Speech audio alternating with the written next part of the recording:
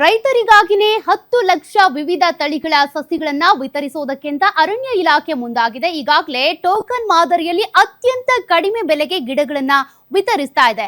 ಕನಿಷ್ಠ ₹1ಗೂ ಕಡಿಮೆ ಬೆಲೆಯಲ್ಲಿ ಇಲ್ಲಿ ಸಸಿಗಳನ್ನ ಪಡ್ಕೊಳ್ಬಹುದು.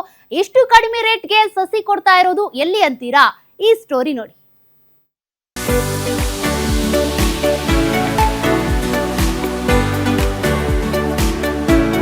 ವಿಜಯಪುರ ಜಿಲ್ಲೆಯ ಆಲಮಟ್ಟಿಯ ಕೆಬಿಜೆಎನ್ಎಲ್ ಅರಣ್ಯ ಇಲಾಖೆ ಪ್ರತಿ ವರ್ಷದಂತೆ ಈ ವರ್ಷವೂ ರೈತರಿಗೆ ರಿಯಾಯಿತಿ ದರದಲ್ಲಿ 180 ಜಾತಿಯ 10 ಲಕ್ಷಕ್ಕೂ ಹೆಚ್ಚು ಸಸಿಗಳನ್ನು ವಿತರಣೆ ಮಾಡುತ್ತದೆ. ವಿಜಯಪುರ ಜಿಲ್ಲೆಯ ಆಲಮಟ್ಟಿಯಲ್ಲಿ ರೈತರಿಗಾಗಿಯೇ 10 ಲಕ್ಷ ವಿವಿಧ ತಳಿಗಳ ಸಸಿಗಳನ್ನು ವಿತರಿಸಲು ಅರಣ್ಯ ಇಲಾಖೆ ಮುಂದಾಗಿದೆ. ಸರ್ಕಾರದಿಂದ ಒಟ್ಟು 2,29 ಲಕ್ಷ ಅನುದಾನದ ಬಿಡುಗಡೆಯಾದ ಕಾರಣ 2,80,000 ಸಸಿಗಳನ್ನು ಬೆಳೆಸುತ್ತಿದ್ದಾರೆ. ಪ್ರತಿ ವರ್ಷದಂತೆ ಈ ವರ್ಷವೂ ಆಲಮಟ್ಟಿಯಲ್ಲಿ ಸಸಿಗಳನ್ನು ತಯಾರು ಮಾಡೋದು ಇಡೀ ಕರ್ನಾಟಕ ತುಂಬ ಪ್ರಸಿದ್ಧವಾಗಿದ್ದಂಥ ನರ್ಸರಿ ಇದು. 2 ವರ್ಷದಿಂದ ಸ್ವಲ್ಪ ಏನೋ ಅನಾನುಕೂಲತೆಯಿಂದ ಸ್ಥಗಿತಗೊಂಡಿತ್ತು. ಈ ವರ್ಷ ಮತ್ತೆ ನಾವು ನರ್ಸರಿಯನ್ನು ಪ್ರಾರಂಭ ಮಾಡೀವಿ.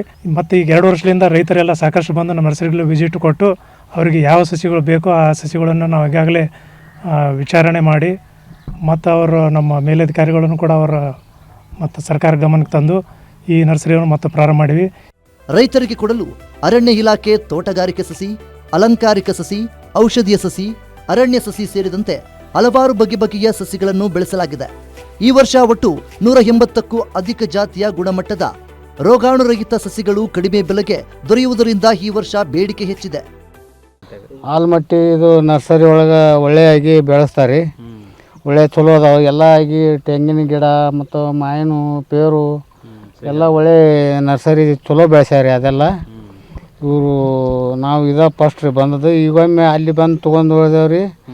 ಅಲ್ಲಿ ಭಾಳ ರೇಟ್ ಹೇಳಿದ್ರಿ. ಇಲ್ಲಿ ಒಳ್ಳೆ ಚಲೋ ಫಲವತ್ತದಿಂದ ಬೆಳೆಸ್ಯಾರಿ. ಚಲೋ ಸಾಗವಾನಿ ಗಿಡ ಒಯ್ಬೇಕಂತ ಬಂದೇವ್ರಿ. ಅದಕ್ಕೆ ಇಲ್ಲಿ ಒಳ್ಳೆ ಚಂದ ಬೆಳೆಸ್ಯಾರ ಬಿಡ್ರಿ ಸರ್ ಎಲ್ಲರೂ. ಒಟ್ಟಿನಲ್ಲಿ ಕಳೆದ 2-3 ವರ್ಷಗಳಿಂದ ಬಂದಾಗಿದ್ದ ಸಸಿ ಉತ್ಪತ್ತಿ ಕಾರ್ಯ ಮತ್ತೆ ಆರಂಭ ಮಾಡಿದ್ದು ಇದು ರೈತರ ಮುಖದಲ್ಲಿ ಸಂತಸ ತರಿಸಿದೆ. ಇನ್ನು ರೈತರಿಗಾಗಿಯೇ 10 ಲಕ್ಷ ವಿವಿಧ ತಳಿಗಳ ಸಸಿಗಳನ್ನು ವಿತರಿಸಲು ಅರಣ್ಯ ಇಲಾಖೆ ಮುಂದಾಗಿದೆ. ಈಗಾಗಲೇ ಟೋಕನ್ ಮಾದರಿಯಲ್ಲಿ ಅತ್ಯಂತ ಕಡಿಮೆ ಬೆಲೆಗೆ ಗಿಡಗಳನ್ನು ವಿತರಿಸುತ್ತಿದೆ. Deepak Shinde, guarantee news, Vijayapura.